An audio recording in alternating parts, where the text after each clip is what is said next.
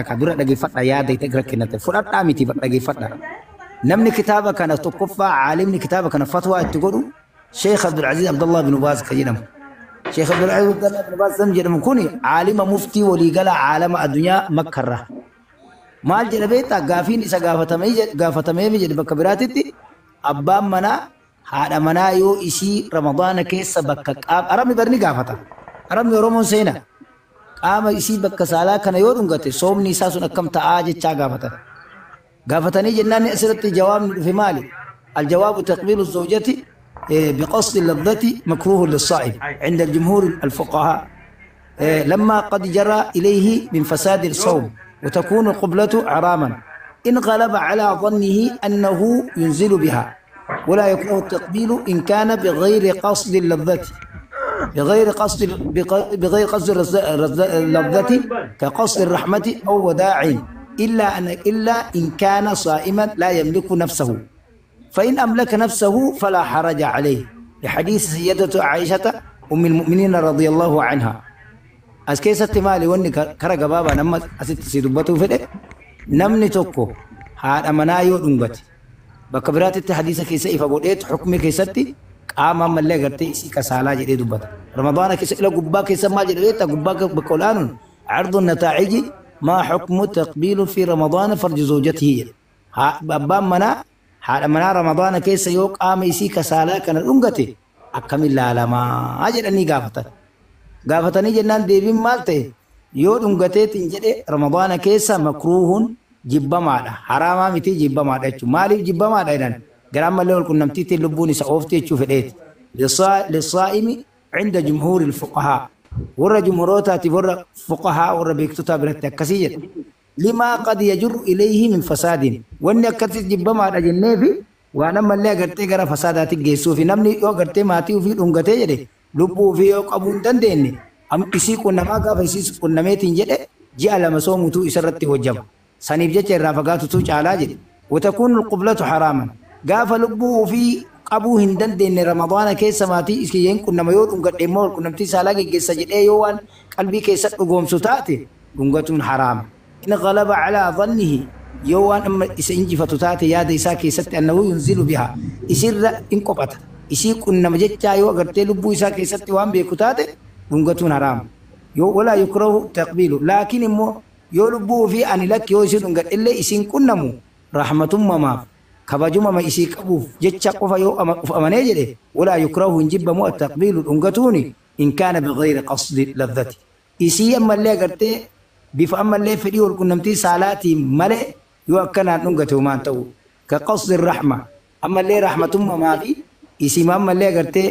rahmatummaa jechuun maali qalbii laafuufi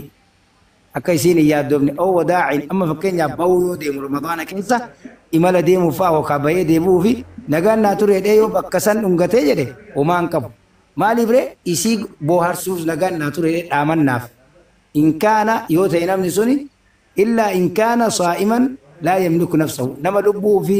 qabuu hin dandeenye yoo taate immoo hin ta'u jedhe فإن كان ملك نفسه لبه في إمويوان قبودا دوتاته فلا حرج عليه هذا مناد انقطو سني ونتكايون قبو يونما لبه في قبودا دوتاته يجلا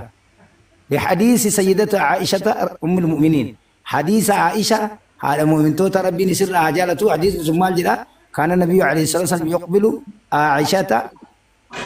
عائشة وهو صائم نبي ربي كعائشة انقطو تاي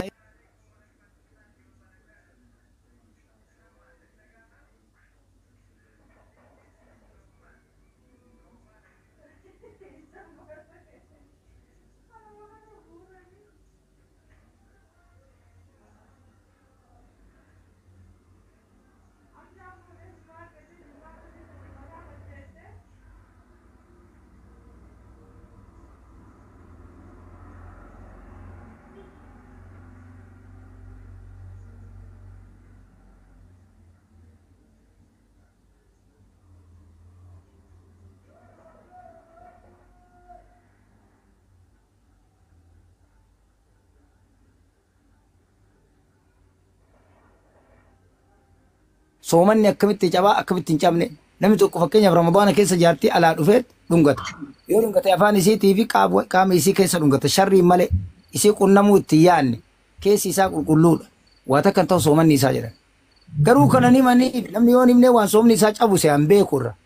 Kanaaf gammulqee dubbii namni dhagayini dubbadhaan obboleeyyan keessanii galee. Jecha namni dhagayin maaliif fida beetanii waan haaraa waan hawaasa keessa gadi hin bu'in fidala. Hawaasni gaafa boora'ee jedhe dhugaan gad dhaabatti.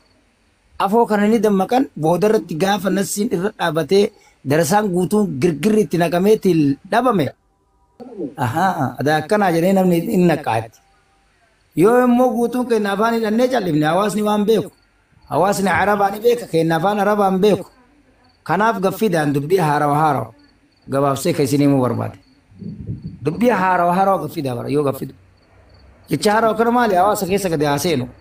Amma gaafa duraa Ramadaana malee dhungatuu dubbanneemi amma inumaa Ramadaana keessa kan dhungatee jedhe gaffide la. Boru immoo waan biraa fide waan isin hin dhageene ka bira. Amri rabbii kanarra. Fudhatuuf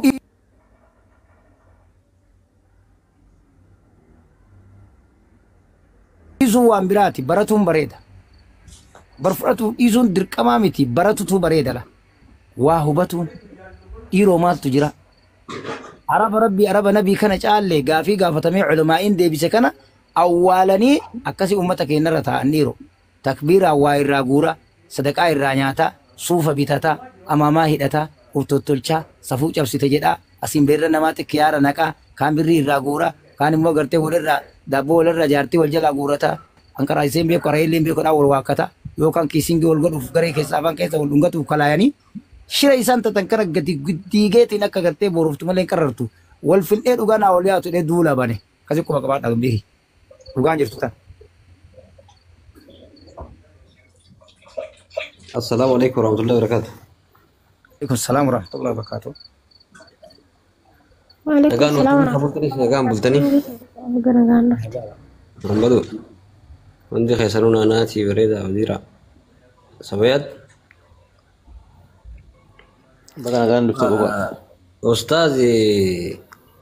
مي بكتنتي ويا دمو هالكني سلاخا بكسن لونغتن.